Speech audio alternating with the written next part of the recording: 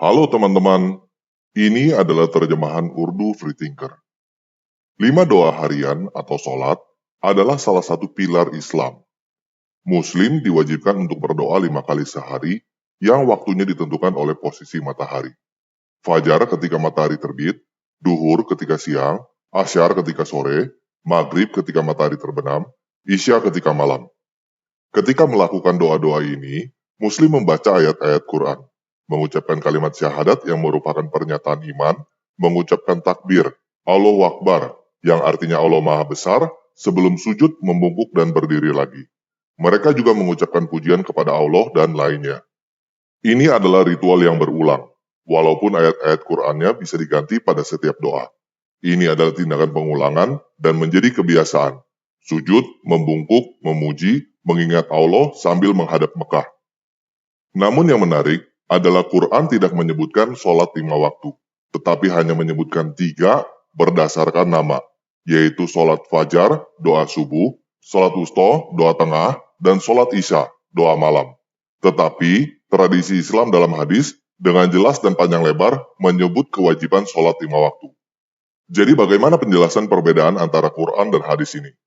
Para sejarawan sepakat bahwa hadis dikumpulkan dan ditulis jauh setelah Quran, kira-kira 200 tahun setelah kematian Muhammad menurut tradisi. Jadi, hanya mengandalkan hadis secara buta sebagai sumber sejarah awal Islam adalah naif.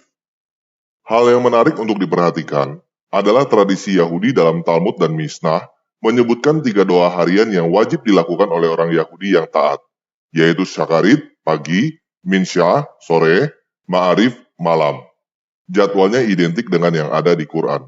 Selain itu, Quran memberikan penekanan khusus kepada doa tengah, sholat wusta. Peliharalah semua sholat dan sholat wusta. Penekanan ini membingungkan banyak ulama Islam, khususnya karena nama sholat wusta, yang artinya doa tengah, bukanlah nama yang biasanya digunakan pada doa Islami sekarang ini.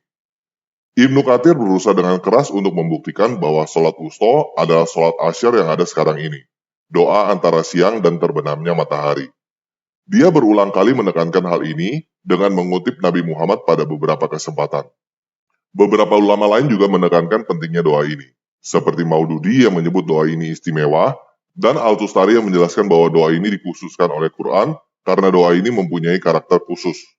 Jadi, jelas bahwa di dalam Islam, sholat asyar atau wusta atau doa tengah dianggap sangat penting seperti yang dikatakan Quran. Menurut hadis Sahih Bukhari, siapa yang ketinggalan doa ini sama seperti kehilangan keluarga dan hartanya. Tetapi, kenapa doa ini dikhususkan oleh Quran? Menariknya, tradisi Yahudi dalam Talmud yang ditulis 2-3 abad sebelum Islam juga menekankan doa tengah. Dalam ulasan Nesya Rubinstein Shammer, Ramat Gan ini, pasal dalam Talmud menggarisbawahi pentingnya doa tengah Yahudi. Minha ditekankan, dan mereka menunjukkan bahwa menurut pandangan Talmud, doa pada waktu ini sangat penting. Jadi kemungkinan besar, pada awalnya Muslim mengikuti persis apa yang dilakukan oleh Yahudi. Berdoa 3 kali sehari, seperti yang Quran katakan dengan penekanan khusus pada doa tengah. Tetapi apa yang terjadi? Bagaimana doa 3 kali berubah menjadi 5 kali, seperti yang ada saat ini? Ini karena pengaruh agama Zoroaster Persia pada agama Islam. Sebelum Islam ada, Persia sangat mempengaruhi Arab, seperti pada kerajaan Lakhmid.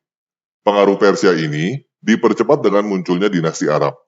Dinasti Arab yang baru berkembang dan menyerap dinasti Sasanid Persia. Ini membuat banyak penganut Zoroaster menjadi landasan pendirian Arab yang baru. Mereka berpartisipasi dalam administrasi Arab yang baru. Pengaruh Persia menjadi lebih besar lagi dengan revolusi Abbasid. Pada tahun 750, sebuah fraksi Arab yang disebut Abbasid menggulingkan Umayyad, kerajaan monarki Arab sebelumnya. Namun demikian, revolusi Abbasid ini sebagian besar dibawa oleh orang-orang Persia. Bahkan, Jenderal Abbasid, Abu Muslim, yang memimpin kemenangan tentara Arab adalah orang Persia, bukan orang Arab. Sejarawan Will Darren menulis pada volume pertama dari 11 seri yang berjudul The Story of Civilization. Meskipun kekhalifahan Abbasid adalah kekhalifahan Arab, namun orang-orang yang mendirikan rezim baru itu dan yang menjalani pemerintahan didominasi oleh orang Persia. Dan faktanya, seni, sastra, dan filsafat Persia lah yang berkembang di bawah pemerintahan Abbasid. Oleh sebab itu, dia menyimpulkan bahwa setelah satu abad yang memalukan, Persia menaklukkan penakluknya. Selain itu, sebagian besar penyusun dan penulis hadis Sunni adalah orang Persia. Contohnya Bukhari, yang menulis hadis Sahih Al-Bukhari, adalah orang Persia. Dia lahir di kota Bukhara di Kekhalifahan Abbasid. Dan Muslim Ibn al-Hajjaj, penulis hadis kedua yang paling berpengaruh, hadis Sahih Muslim, juga adalah orang Persia. Dia lahir di kota Nisapur, Persia, di era Abbasid. Dan faktanya, dari 6 koleksi hadis Sunni, hanya Abu Daud yang adalah orang Arab. Sisanya adalah orang Persia. Artinya, sebagian besar perkataan dan perbuatan Nabi Muhammad dikumpulkan dan ditulis oleh ulama-ulama Persia. Sebesar itulah pengaruh Persia pada pondasi agama Islam. Sebelum Islam, orang-orang Persia adalah penganut Zoroaster. Penganut Zoroaster berdoa 5 kali sehari. Bahkan, semua jadwal doa Zoroaster persis sama dengan doa Islam. Mereka juga melakukan wudhu yang disebut Padiab Kusti dan menutup kepala mereka sebelum setiap doa. Kesamaan antara ritual Islam dan Zoroaster dirangkum oleh Justin Paul Haynes dalam disertasinya. Dia menggarisbawahi bahwa menurut Zoroaster, tidak mencuci sebelum berdoa menyebabkan doa itu tidak diterima atau tidak didengar. Ini mirip dengan hadis ketika Muhammad berkata, tidak ada doa yang diterima dalam keadaan tidak bersih. Penganut Zoroaster juga berdiri dan sujud pada bagian doa mereka, seperti halnya Muslim. Walaupun begitu, untuk berkata bahwa keseluruhan ritual Islam berasal dari Zoroaster juga kurang tepat. Karena pada prakteknya, banyak doa Muslim yang jelas berbeda dengan Zoroaster. Jadi apa yang membuat ritual ini berubah? Dalam tulisan Uri Rubin, Doa Pagi dan Malam Islam menggarisbawahi laporan dari Abdul Razak Sanani yang merupakan pengumpul hadis dari Yaman, yaitu orang-orang pagan Badui Arab biasanya melakukan sholat yang disebut dengan sholat toha. Mereka biasanya berkata Allahu Akbar dan melakukan sujud. Bahkan, menurut tradisi lain seperti yang dilaporkan oleh Al-Waqidi, seorang sejarawan Muslim pada abad ke-8 dan penulis biografi Nabi Muhammad, pada awal berdirinya Islam, Muslim juga melakukan doa ini. Sholat toha yang dilakukan setelah doa pagi dan sebelum doa siang. Jadi, setelah sholat fajar dan sebelum sholat duhur yang ada sekarang ini. Yang paling menarik adalah orang-orang pagan Mekah tidak keberatan dengan praktek Muhammad dan Muslim ini. Namun, tradisi itu berkata bahwa Muslim melakukan doa asyar atau doa sore secara tersembunyi. Kemungkinan orang-orang Quraisy atau orang-orang Mekah tidak suka doa asyar atau doa sore atau doa wusta atau doa tengah yang dikatakan oleh Quran itu. Mungkin karena yang berdoa pada waktu itu adalah orang-orang Yahudi, bukan orang-orang Mekah.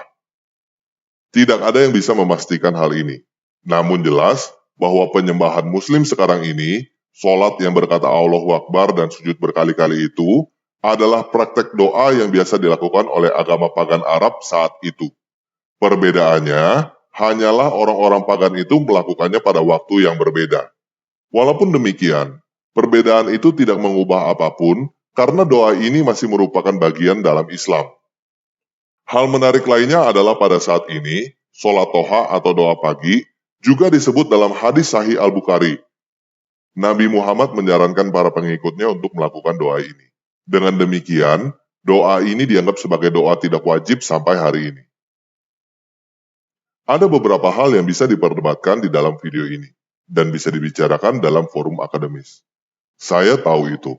Namun demikian, ada juga beberapa fakta yang tidak bisa dibantah. Quran dan hadis menyebutkan untuk melakukan ritual pagan Arab. Tetapi, jadwal doa-doa ini mengikuti tradisi doa 3 kali sehari Yahudi. Dan hadis yang ditulis oleh para ulama Persia yang mendominasi kekhalifahan Abbasid menekankan doa 5 kali, persis seperti agama Zoroaster. Ini adalah fakta.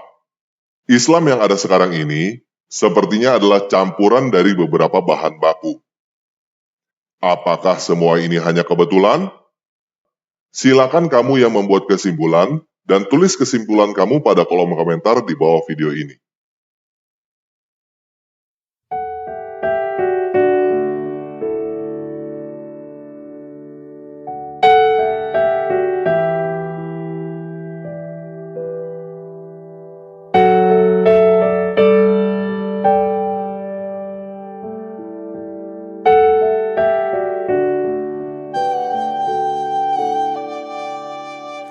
الله ندعو